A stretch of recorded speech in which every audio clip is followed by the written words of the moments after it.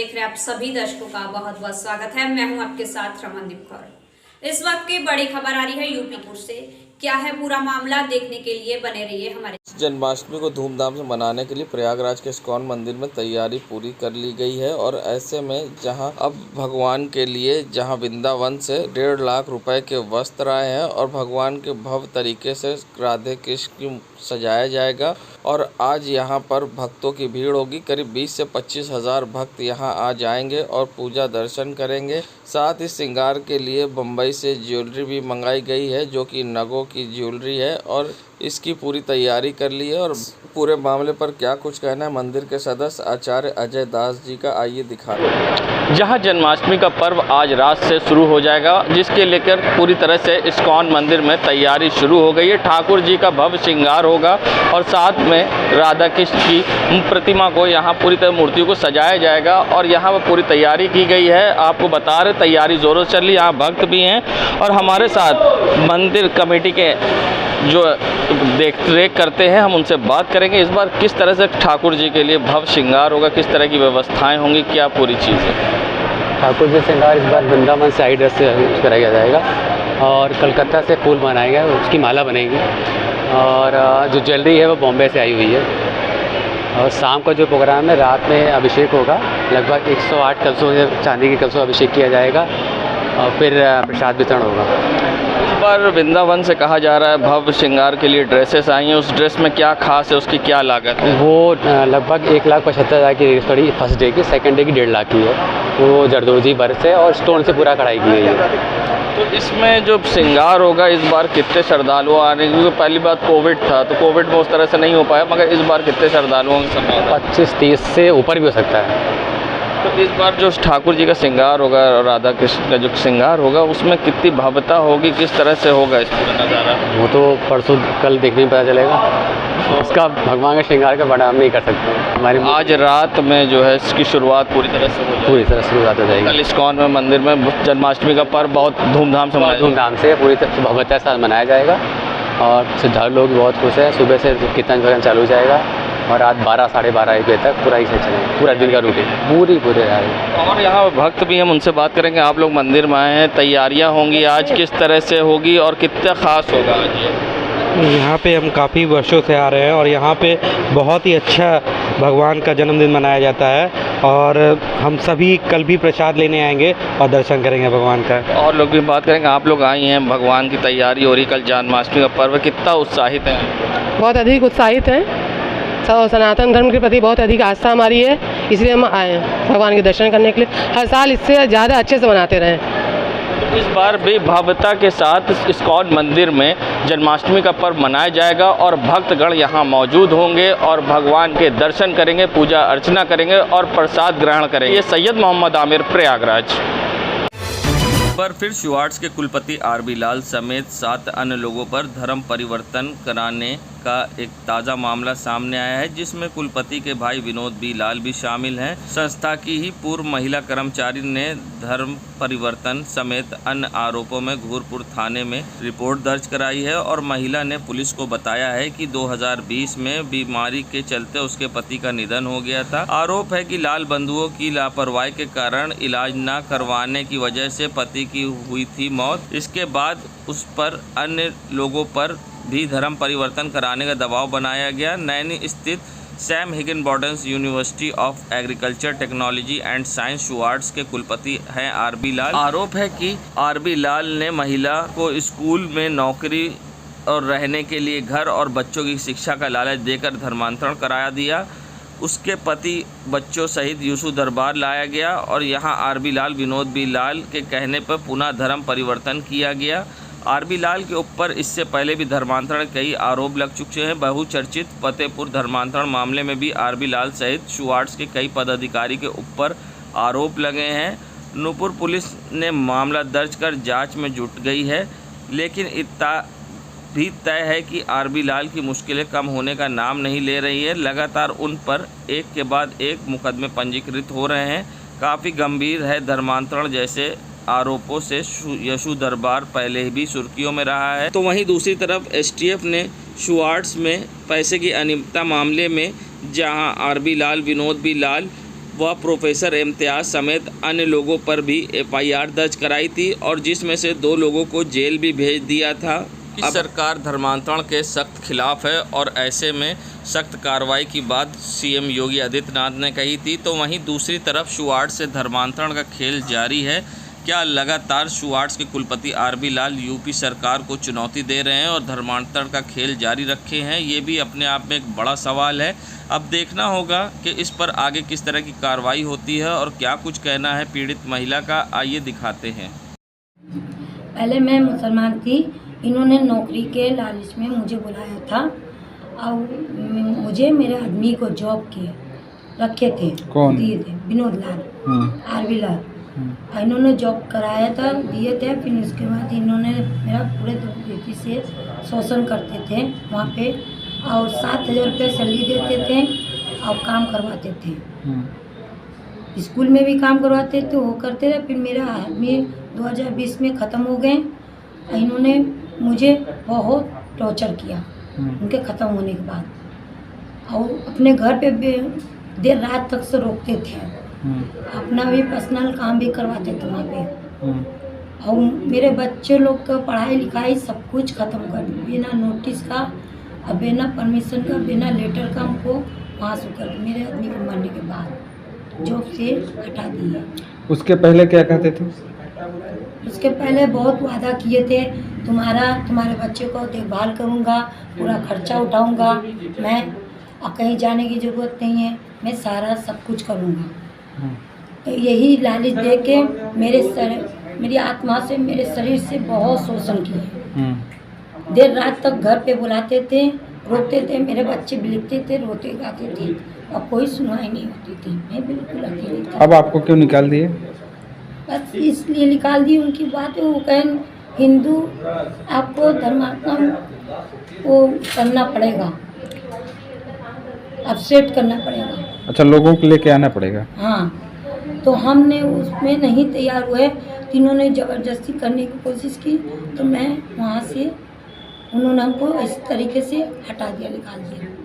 Christie memorial school college, हाँ वही school में 2014 में हमको बुलाए थे, रखे थे और लोग का धर्म मातम किए और क्रिश्चियन बनाए। सारी चीज़ों को वादा किए थे करने के लिए, कुछ भी नहीं किए।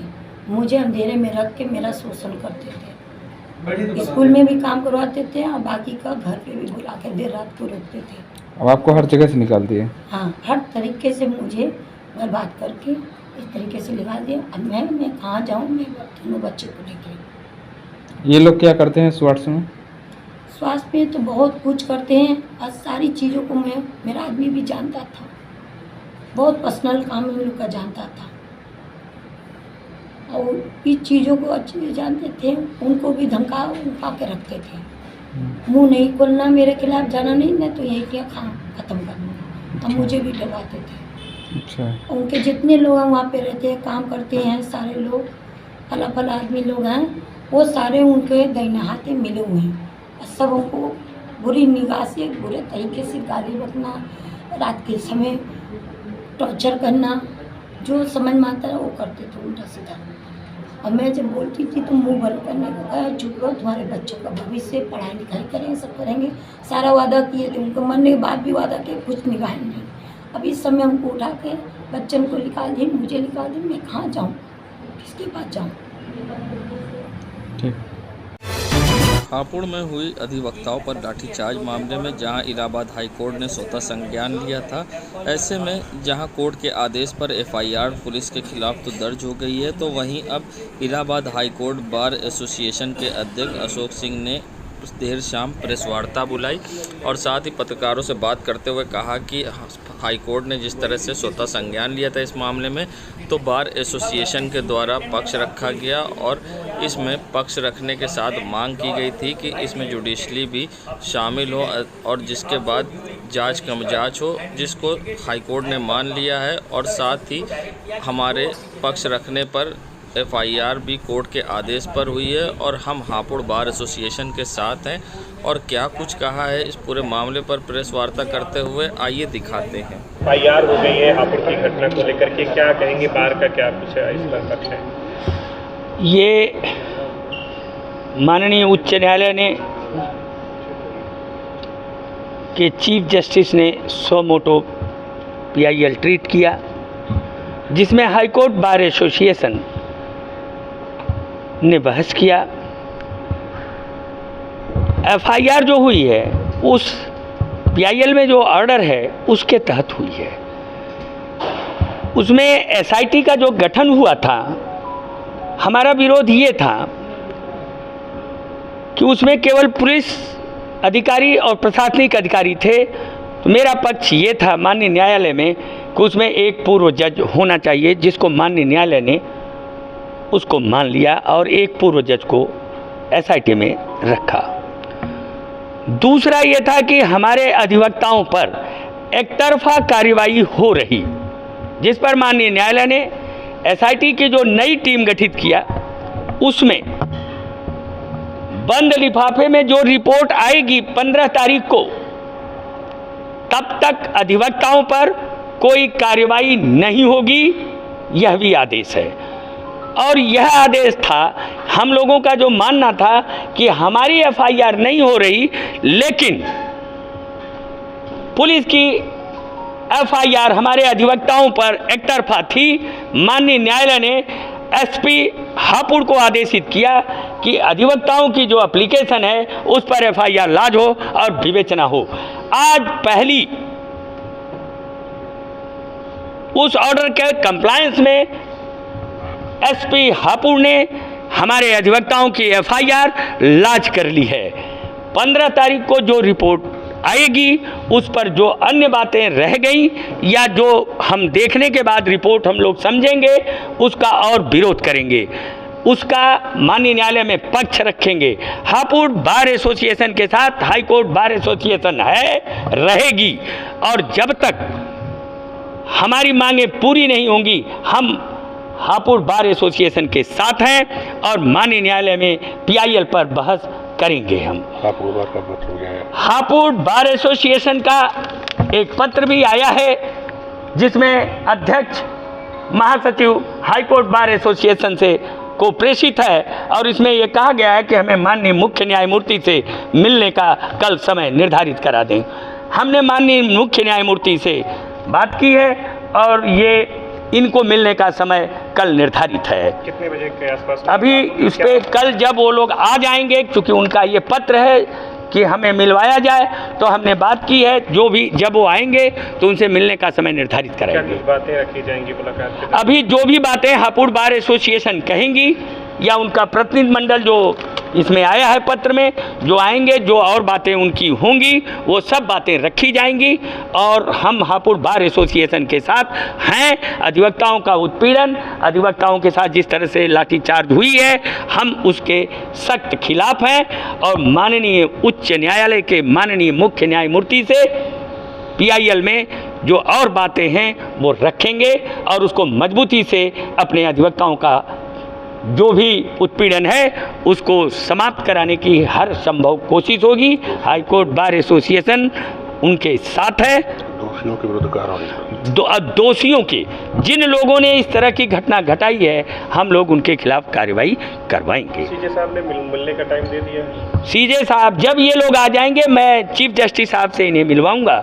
उनका जब वो आ जाए, आने का लिए उन्होंने चूँकि पत्र रिटर्न में दिया है, वो मिल जाएगी उनको। और बाकी हमारी जितनी मांगे हैं और जो भी हैं लगभग पूरी हो रही हैं। अभी तो FIR लाज हुई है, अभी आगे जितनी भी बातें हैं वो सब गोपनीय रिपोर्ट 15 तारीख को आएगी, उसमें पूरी की जाएंगी। हम लोग अब तो 4 दिन की छुट्टी है, अगर हम अपना देखेंगे कि हमारे साथ अगर कुछ ऐसा है तो हम लोग आगे जैसा भी निर्णय होगा वैसा निर्णय लिया जाएगा। हज़रत इमाम हुसैन अलैहिस्सलाम व 71 अन्य शहीदों के चहल्लुम के दिन नज़दीक आते ही मजलिस मातम जुलूस व शब्बेदारी का दौर अपने शबाब पर है। करेली, करेला बाग, बख्शी बाज़ार, रानी मंडी, दरियाबाद सहित तमाम मुस्लिम बाहुल क्षेत्र में कहीं पुरुष तो कहीं महिलाओं की 10 दिवसीय सालाना मजलिस से हो रही हैं। 7 सितंबर को रानी मंडी इमाम बारगाह आज़म हुसैन से सुबह आज 9 बजे चहल्लुम का जुलूस निकाला जाएगा, जो रानी मंडी, बच्चा जी धर्मशाला, कोतवाली, नकास कोना, खुलदाबाद, हिम्मतगंज होते हुए चकिया स्थित करबला जाएगा, जिसमें मातमी अंजुमन द्वारा कोतवाली से नकास कोने तक तेज़धार की छुरियों से लैस जंजीरों, चाकू, कमा का मातम होगा। कुछ नौजवान खूनी राइद जंजीरों से मातम करते हुए जुलूस में शामिल होंगे। जुलूस में अंजुमन हुसैनिया ख़दीम, अंजुमन शब्बीरिया, अंजुमन अब्बासिया, अंजुमन अम्बसिया शामिल रहेंगी। अंजुमन मज़ूमिया व अंजुमन हैदरिया के साथ अंजुमन आबिदिया भी अपने कदीमी जुलूस को निकालेगी, जो जंजीरों से मातम करते हुए करबला जाएगी। वहीं दूसरा बड़ा जुलूस शाम 5 बजे दरियाबाद इमामबाड़ा सलवात अली खां ताहिर मलिक की सरपरस्ती में निकाला जाएगा, जो बलुआ घाट चौराहे से सुलाखी चौराहा, बहादुरगंज, लोकनाथ, कोतवाली से चड्ढा रोड मुड़कर रानी मंडी इमामबाड़ा में रुककर पुनः अतरसुइया होते हुए दरियाबाद इमामबाड़ा सलावात अली खां पर पहुंचेगा। संगम नगरी प्रयागराज में जहां अल्पसंख्यक कांग्रेस द्वारा चलाए जा रहे कार्यक्रम मेरा संविधान मेरा स्वाभिमान का समापन आज शहर के करैली गौसनगर मोहल्ले में एक सभा समापन किया गया।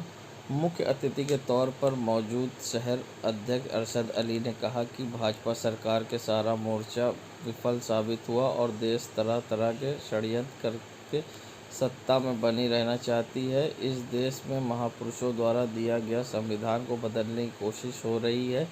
साथ ही उन्होंने कहा कि जो लोग राहुल गांधी को पप्पू कहते थे, आज उनके नेतृत्व में चुनाव लड़ने के लिए तैयार है और ऐसे में उनका क्या कुछ कहना था इस पूरे मामले पर बीजेपी पर निशाना साधते हुए संविधान को लेकर। आइए दिखाते हैं आपको क्या कहा है कांग्रेस नेता अरशद अली ने। उस यात्रा, सफल यात्रा का परिणाम ये हुआ कि जो विपक्षी दल थे, जो राहुल गांधी को पप्पू कहते थे, आज वो खुद पप्पू बन गए। आज सारा विपक्ष ने मान लिया कि राहुल गांधी को अपना नेता और कहा कि मैं कांग्रेस पार्टी की अगुवाई में हम इस भारतीय जनता पार्टी के खिलाफ चुनाव लड़ेंगे और इसको बेदखल करेंगे। मगर इसमें जिम्मेदारी हमारी भी है, आपकी भी है। आज संविधान खतरे में है। के महीने में रानी मंडी धर्मशाला के सामने स्थित इमामबाड़ा स्वर्गीय साबिर हुसैन से 80 साल पहले ज़ाहिर हुसैन द्वारा कायम किया गया जुलूस इमाम रज़ा अकीदत व एहतराम के साथ निकाला गया। जैगम अब्बास ने पुरदर्द मरसिया पढ़ा तो ज़ाकिर अहले बैत रज़ा अब्बास जैदी ने शहादत इमाम मूसाए रज़ा का तस्करा किया। सभी ताबूत अलम व जुलजना की सभी गुलाब व चमेली के फूलों से सजाकर ज़ियारत को निकाली गई। अंजुमन गुंचाए काशमिया बक्सी बाज़ार के नौहा खानों ने पुरदर्द नौहा पढ़ा। बुज़ुर्ग मरसिया ख्वानी ज़ाहिर हुसैन ने सबसे पहले नौहा पढ़ा। आज जहां से सो गया हया रज़ाए गरीब। जुलूस रानी मंडी गलियों से गश्त करते हुए देर रात कुफ्तगान टोला मरहूम मकसद अली के इमाम बारगाह पहुंचकर संपन्न हुआ।